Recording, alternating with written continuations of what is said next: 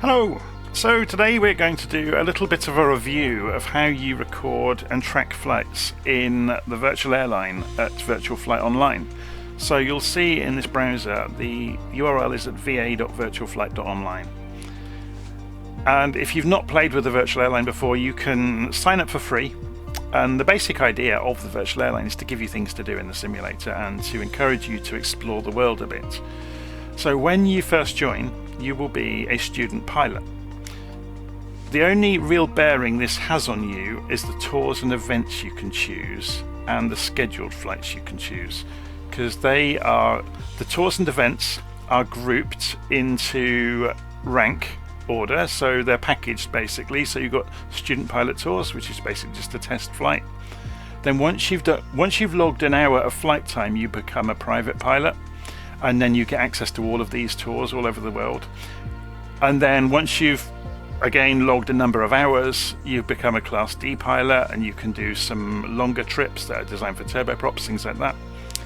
And then on and on, so the business jet tours, the big jet tours, and then the international tours. So the basic idea here is just to kind of ease people into it and to have some structure, but you don't have to actually abide by the structure at all. You can just record free flights to amass your hours. So as I said, these are really just to encourage you to go explore the world. So for example, there's a tour here, we'll do one of the legs of it. So I'm logged into the VirtualFlight.Online website. If I click on the Alps tour here, we can see some preamble about the tour, and we can see how long it would take if you did a flight a day, or every other day, I guess. And then you can go and click on a leg of the tour, and they have to be done in order typically, so you can't do the next tour until the next leg until you've done a previous leg. So the first leg is from LFLB to LSGS. So if we go and view that, we can see where this is in the world. So Aix-les-Bains over to Sion.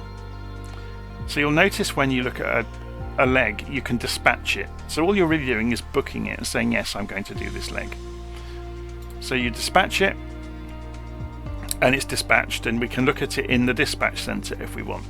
So notice there is no flight plan in here, so no detailed flight plan. It's up to you, it's your own navigation, and that's true of all of the legs of all of the tours.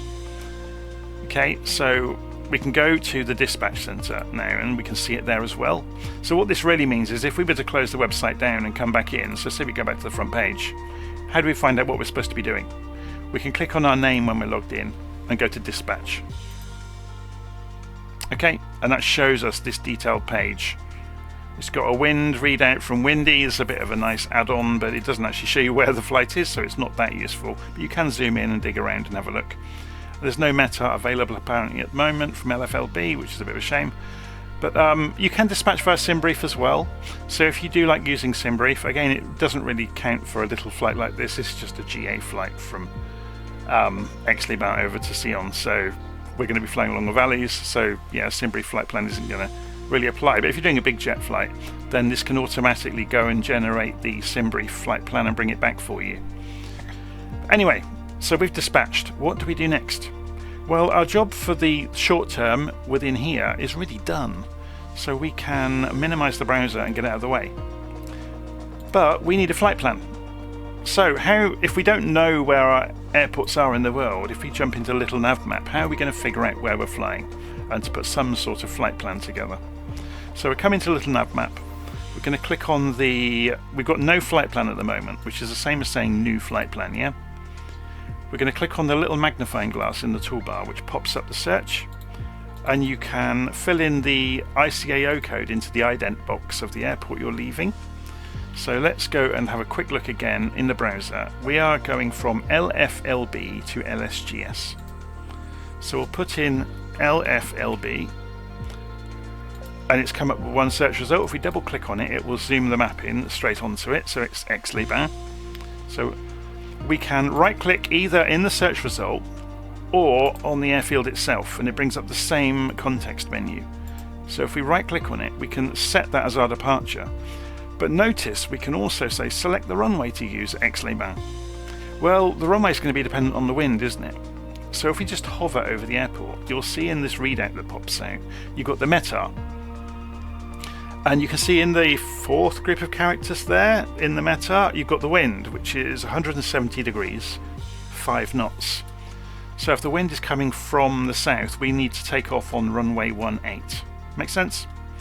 So we can right click on LFLB and we can select the runway. So not just select the airfield, actually select the runway as well. So if we do that, and we'll say we're going to take off runway 18 and say OK. And it draws us a little bit of flight plan out away from the airport to maybe our first turning point, which would probably be this beacon if you were doing it, you know, as an instrument flight. So we're going to LSGS, so we can change this search to LSGS and it filters all of the airports and shows us LSGS, and again we can double click on it and it shows us there's Sion down in the valley there.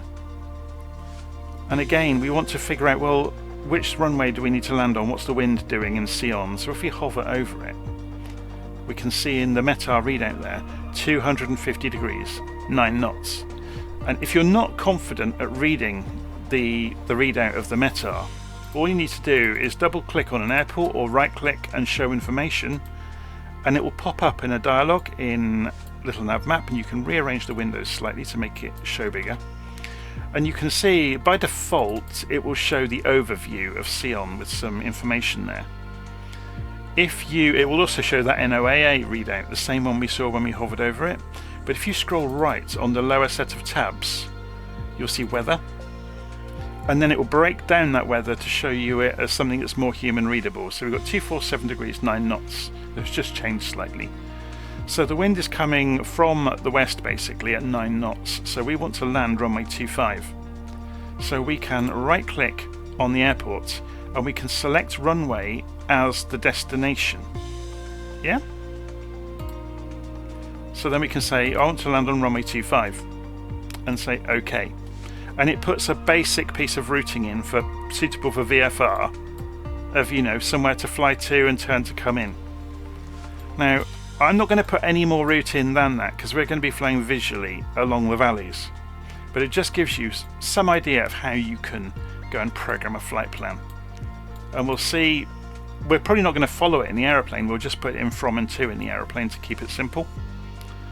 So there's our basic flight plan.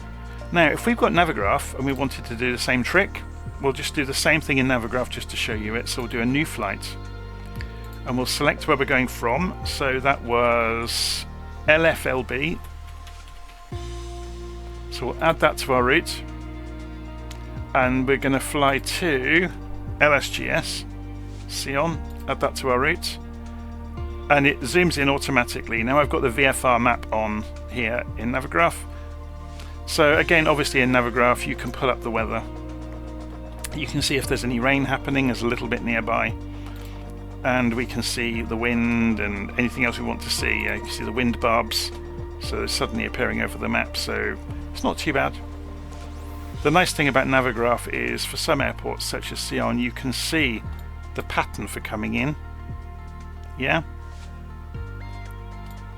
But we'll leave all that alone for the moment. It's just to show you that you can put the same details, the basic details of your route in, so it's up to you to arrange your own navigation really. Okay, so we'll minimize Navigraph out of the way and we'll minimize LittleNavMap out of the way. Off to the simulator. So we are departing from LFLB. So I've chosen the Coronado C182. So LFLB. There's Aix-les-Bains. Oh, it disappeared. The sim's great when it does that, isn't it? So it's going to zoom in on Aix-les-Bains for us, and when the internet wakes up it will draw the textures around it for us. Here it comes. So here's the key thing. If you're using the ACARS client, which I'll load up in a minute, we need to start on a parking space. We can't start on the runway. Oh, actually we can, that's a lie, but I'll explain that in a moment. So we're going to put ourselves on a parking space. We'll go to the GA parking because that makes sense and click fly from there. Make sure my controls are broadly configured. And then while the simulator is starting up, we're going to go and run the ACARS client. So I've got add-ons in here and I've got VA-based ACARS. So if you're wondering where I got it from, when you are logged into the airline, if you click on your name, famous last words there, you can go to downloads. And within downloads, you can download the ACARS client and install it. Okay, this is all covered in the codex. So there's a link at the top of the airline to the codex. And inside the codex, there is a VirtualFlight.Online airline pages. And in there's a whole section about ACARS. Yeah, about the steps you need to go through, any prerequisites, and we'll get to that in a moment. I'm going to do this wrong on purpose to show you what happens. This is the most common support issue we ever get with using ACARS. So we're just waiting for the flight sim to load up. And we've got ACARS is just asking, can I have permission to run? And it's asking now for my details, and say yes. It remembers them if you click save. So ACARS is sat there waiting, and it's got our dispatched flight. Okay, so we'll say ready to fly, and I'll just turn my head tracking off because it's going to be a hindrance with what we're doing. And we've got lovely weather. Wonderful. So first thing, you don't have to use the weather. It's not going to penalize you for changing the weather. So we'll put a few clouds on and we'll have a nice pretty flight down to sea on. Okay, so we've got ACARS sat here and it's got our flight details in it already. But what if we've changed our flight and it's still got the wrong details in it? We can say get them from dispatch. Yeah, and it will go and fetch the details again. So there are a few things that haven't been filled in. So we don't have to fill in an alternate or an altitude. We do have to fill in passengers and cargo. So we've got no passengers and no cargo. Just type 0 into both. Okay. So now we can start our flight in ACARS. It says, have you loaded the required fuel into your aircraft? Yes. You must start your flight at the correct airport. This is what happens if you are not running a piece of middleware that ACARS needs to be able to see the simulator. Okay, so it still hasn't started the flight. So, in other words, the ACARS client can't see where we are in the world. What we need to do is have a copy of FSUIPC installed. So if I go into add-ons, I've already got it installed. It's free, you don't need the paid version. You just need to have it installed and running. So you don't have to have it running all the time, as you saw. You can run it after the fact if you get caught out. So I'm going to do that. So I run FSUIPC, and it then sits in the background and does nothing. And that's fine. I can then go back to the ACARS program that's going to track our flight, and I can start the flight again. Have you loaded the required fuel? Yes, I have. You must complete all fields before a flight plan can begin. Okay, what have I not done? Altitude. So we'll fill in, we're going to fly at, say, 2,500 feet. It doesn't actually check it. It's fine. So, start flight. Have I got the fuel? Yes. There we go. So it's saying, please note, when flying GA, you must reach at least 500 AGL in order for ACARS flight to be valid. We'll say, OK. And that's it. It says boarding down here, but you can take no notice of that. This is the ACARS client trying to be clever about knowing what we're doing. So we can minimize it and take no more notice of it. But if we did want to take notice of it, let's just have a little look at what's in here. It keeps a log of everything that's happened during the flight. It also shows a radar of other people using it. So this is used by multiple airlines. So therefore there are lots of people using it at the same time. There's a chat program, so if you're bored while you're flying along, it says it's a bit quiet in here, why not say hello? So those are all of the other pilots that are flying right now. Okay, so you can see VFL0100, there's me. So then we can go to weather and we can request a weather. So we are at LFLB. It shows us our flight plan there to help us out. So we can request a weather and it shows us that, look, and we've got that 170 degrees, 5 knots for the wind, and you've also got the weather, the cloud levels. You can see a logbook as well of previous flights you've done, which is quite cool. And you can see any news that's come through from FS Elite. They've got a bit of a sponsorship going on there.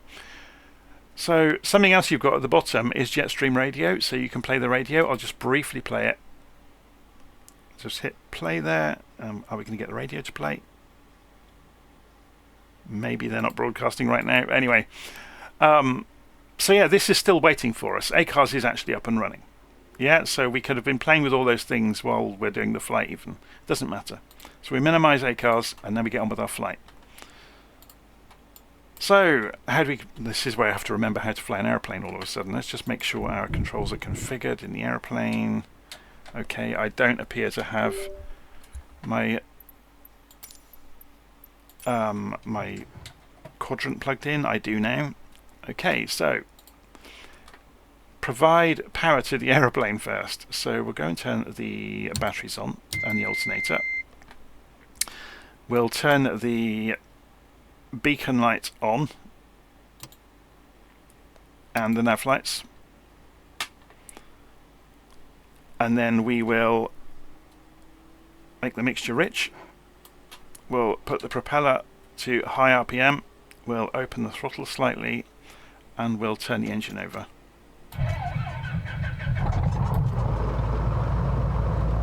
Okay, we'll put our taxi lights on. We won't do pitot heat just yet. Actually, we can turn taxi lights off for the moment. So I'm doing lots of these things just to show you what appears in the report and what counts and what doesn't. So we're going to put the avionics on, and I'm trying to remember where the avionics switch is in the 182RG. It's on the door, isn't it?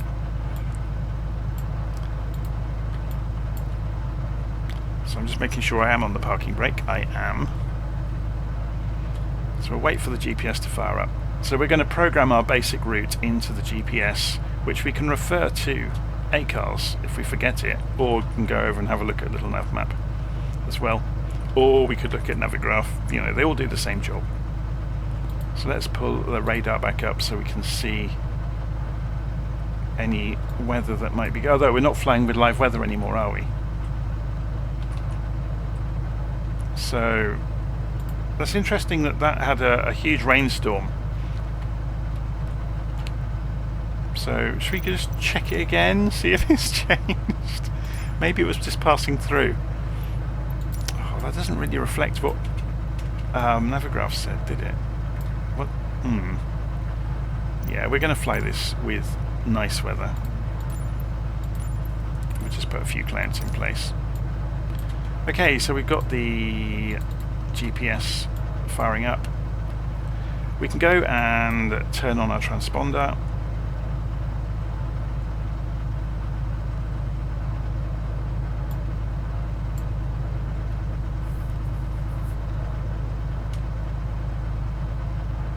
So the ACARS client will track us. It will also score us on how well we are operating the aeroplane. The only problem with that is it will track us as if we were commercial traffic. So there's a couple of rules you need to abide by to behave like commercial traffic. You have to have your landing lights on below 10,000 feet, and you have to stay below 250 knots below 10,000 feet. And you need to taxi slowly. If you go charging down the taxiways, you'll get a penalty for it. It's just waiting for the acquisition of the satellites to happen, and then we can get going.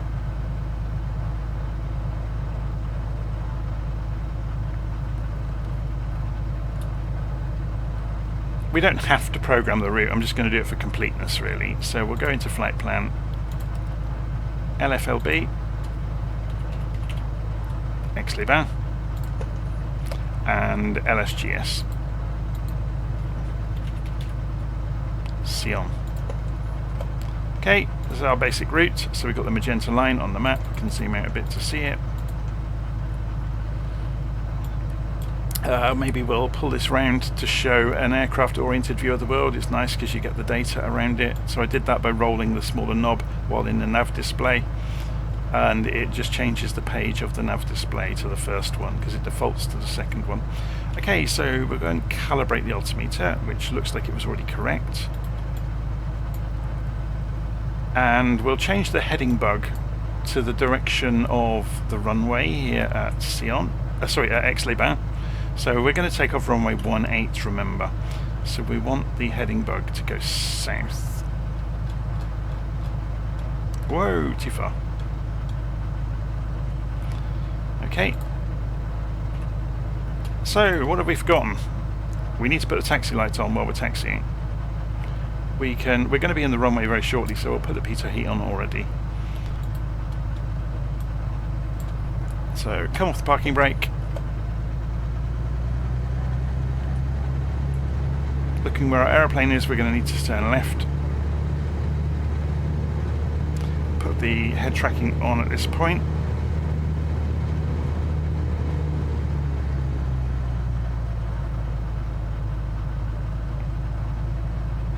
Again, we're in no hurry, otherwise we'll get a penalty for it.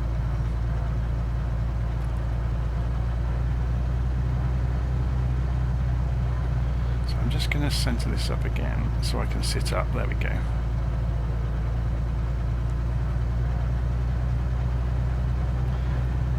We shouldn't need, this is a nice long runway here, we shouldn't need any flaps for takeoff. We just get good ground speed before rotation.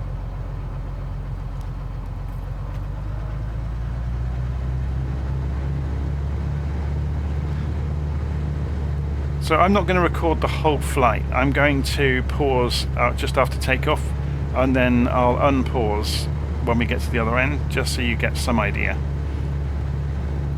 It's worth pointing out, if you use slew during a flight, you'll get a penalty for it. Yeah? So you do need to be a little bit careful.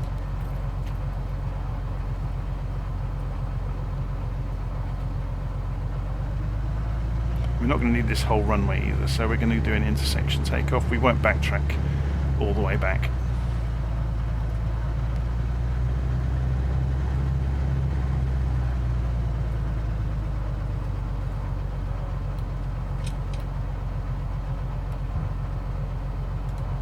So yeah, if you're wondering about FSUIPC, well, I've nearly got that wrong. If you're wondering about FSUIPC, it's a piece of middleware that means that the ACARS client will work with all of the simulators. It will work with flights or FSX, P3D, X-Plane, and also obviously Flight Simulator. I think for the likes of X-Plane, you will need another add-in in X-Plane that will allow it to talk to it.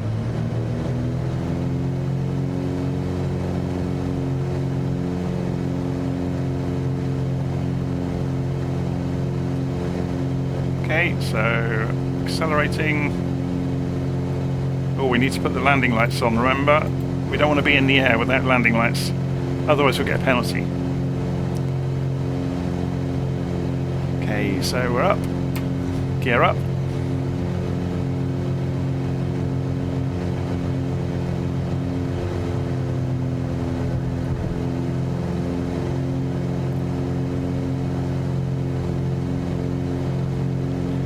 Keep an eye on the map.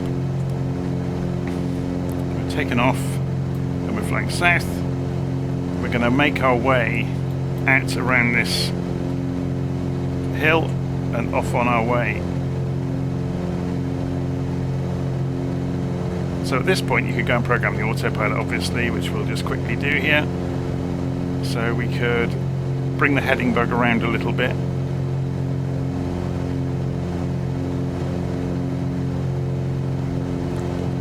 Trim the aeroplane out before I let go of the stick. So we were hand flying there for a while. So it's gone to roll mode. We'll go and switch on heading mode. We can go and pre-select altitude. So we're at about 1,700 feet at the moment. Let's go for 2,500 feet.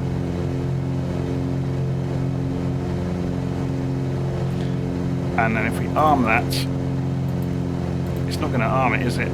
Bit of a trick usually you can get away with. Is it going to arm it? No, it's because we're within 1,000 feet of it, you see. If we do that and take it to more than 1,000 feet away, it will arm it, and then we can just go get there at, say, 700 feet a minute. But then we can bring this back down. Yeah, it's not going to do it, look. It's rather interesting. So we want to be flying that way anyway. So we're committing a cardinal sin here of flying using the heading bug.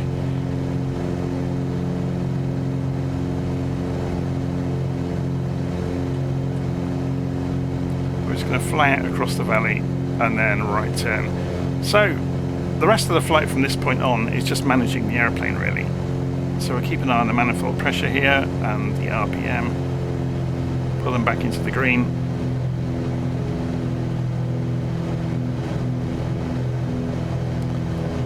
And we're good to go. So,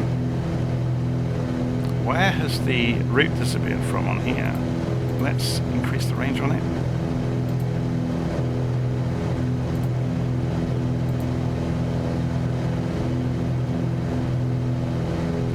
If we change to the other page... Oh, okay, it's because it's across the hills, it's that direct route. So if we did want to represent this a bit more accurately, we could introduce lasers into the middle of the route maybe. So if we went flight plan and go on top of one of these, that's not what I meant to do, and then go lasers in here,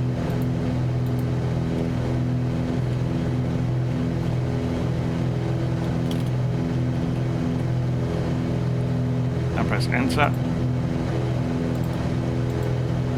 It doesn't know the waypoint. Did I type it correctly? Oh, it's lasers. That'll be why. There we go. Enter.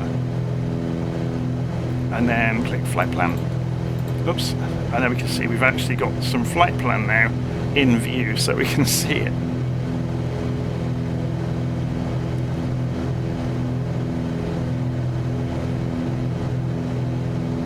So I'm going to chug my way along the valleys until we get to Sion, and I'll unpause in a moment. So I'm just going to go and pause the recording. I'll see you in a moment. Okay, you're back with me. So I'm just going to disable the autopilot. We can see Sion ahead of us, so we're going to descend down into Sion.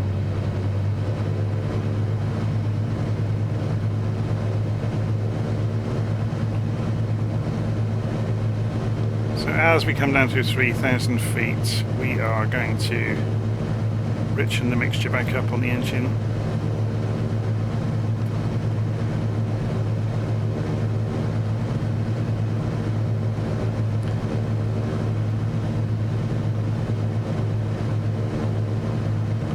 Descend down. The airfield is at 1,500 feet altitude.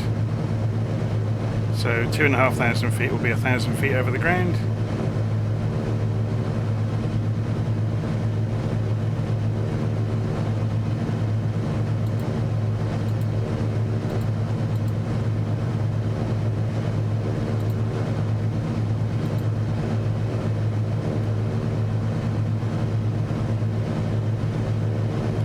So I'm just going to slow down,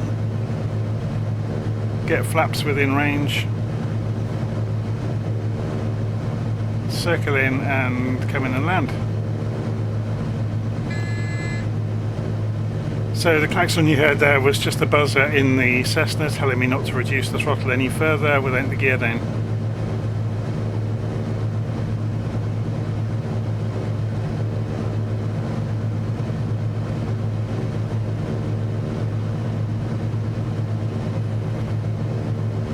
So here's Sion.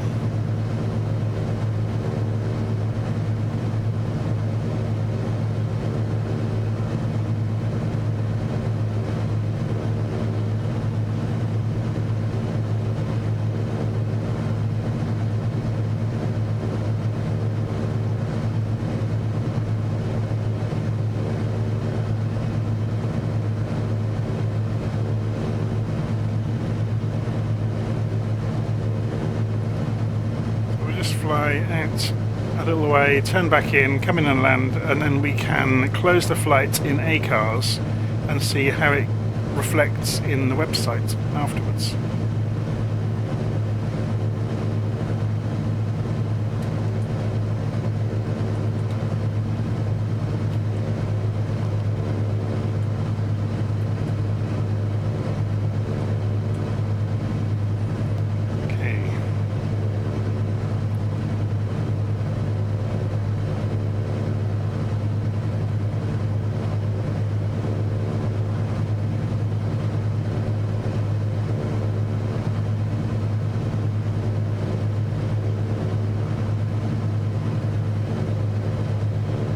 to 2,500, so that's 1,000 feet above ground level.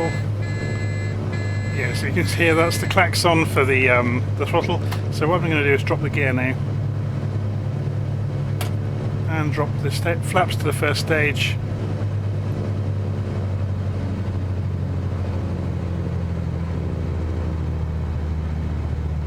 And descend as we turn.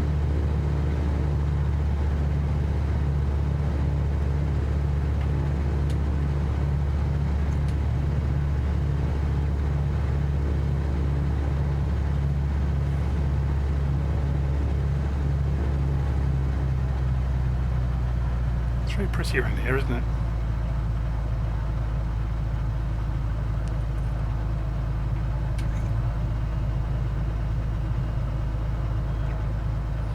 So it's favouring quite a steep descent on the pappies.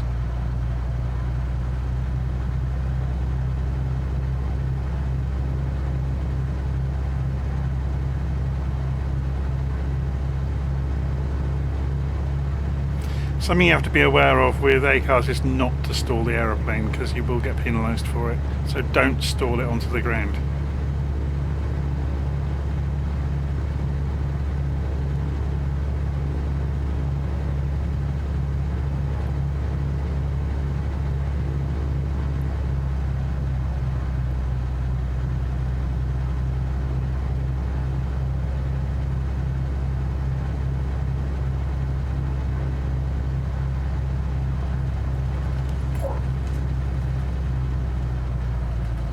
Okay, we're down. Flaps up. Down to taxi speed before we leave the runway. Otherwise we'll get penalised for taxiing too fast.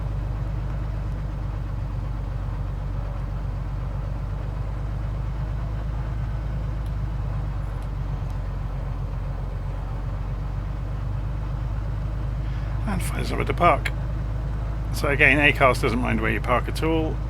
The only things it cares about is that you don't start the flight with without having the parking brake on and being on the ground at the airport you're supposed to be at.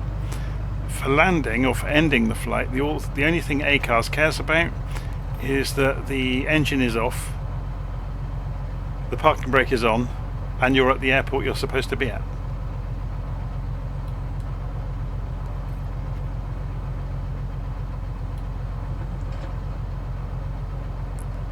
Okay, so parking brake on. Let's pull the mixture.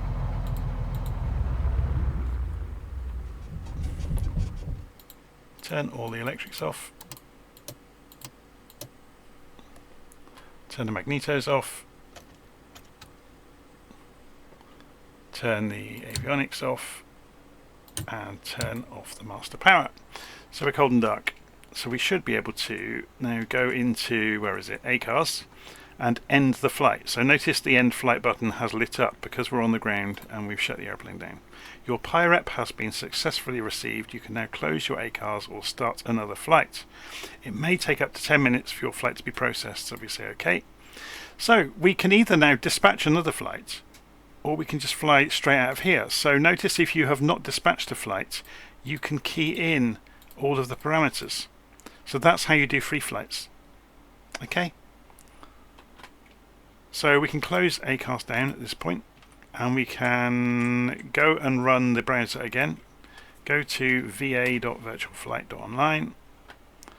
I'm not logged in at the moment, so I need to go and log back in. So log back in as me. And you can see it's still got my previous flight. It's the wrong one, so it's going to take it a few minutes. But it's worth taking a little look around in here. So you have a flight scheduled that will change as soon as it realizes. So there's a timer job that runs basically that picks up the flights. So if we just come back in here, we can either look at our own profile or we can go look at the front page and you'll see our names suddenly appear. So we were dispatched, we were flying that flight, and it's saying it's still in progress, so it still hasn't picked it up. It takes it a couple of minutes.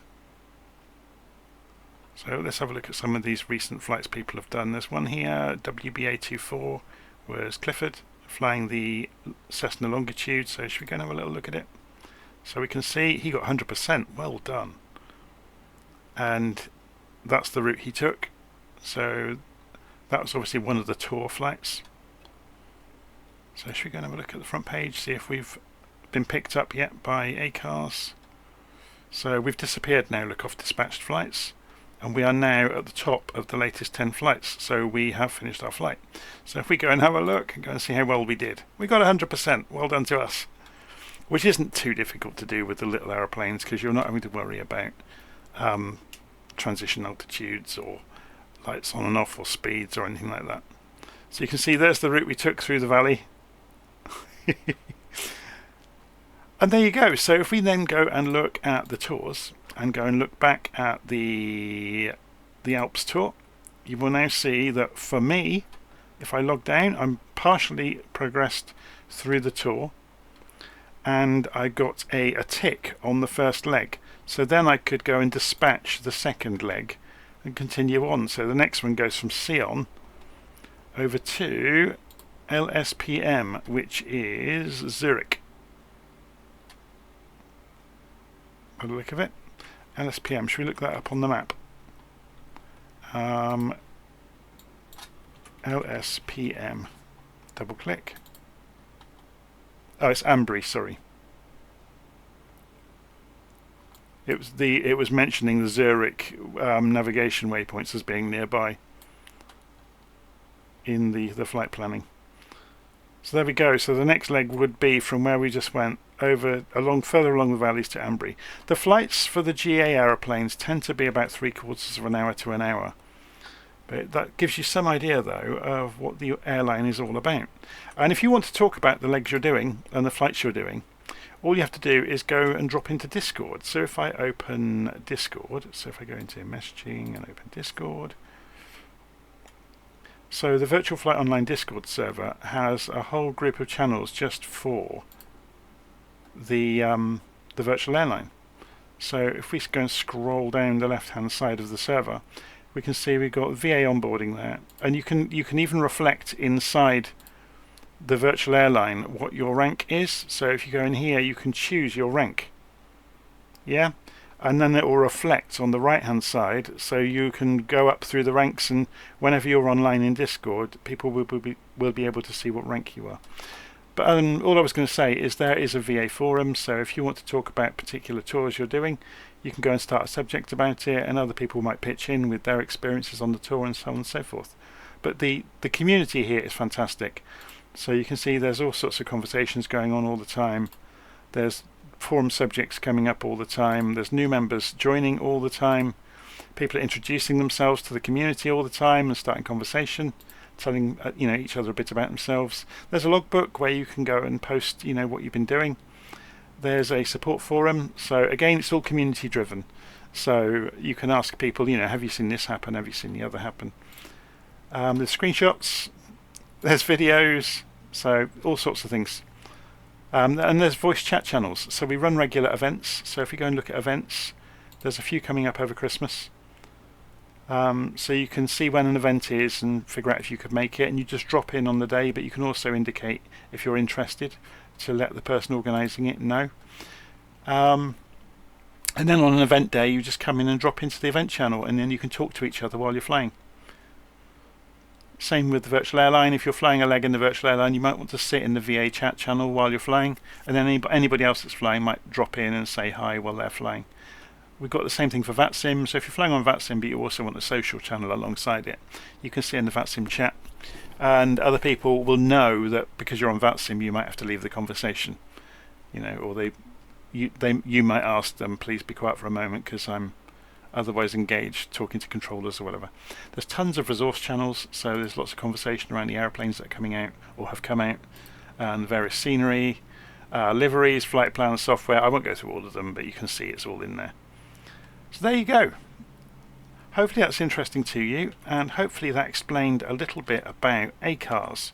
So the only real trick you have to remember is go and look in the codex, go to the virtual airline section, and there's everything you need to know about ACARS is in the ACARS section. So it talks about FSUIPC, it talks about installing the ACARS client, it takes you step by step through dispatching a flight, how to start the flight, how to end the flight, what if the simulator crashes. There's manual PIREPs, so you can actually file a flight manually without having to redo the flight, and there's no problem with doing that. Why is ACARS asking to run as administrator? It shouldn't be. What if ACARS says I'm not at the correct airfield? That was because of FSUIPC. So, we've covered off most of the bases. And obviously, if you do get completely stuck, there's all the support forums in Discord. So hopefully, that's a good introduction to VirtualFlight.Online as an airline, and all of the tours around the world to go and visit some of these airfields that otherwise you might not have looked at before or even considered. So, there we go. I'm going to leave it there, and I'll see you again soon. Take care.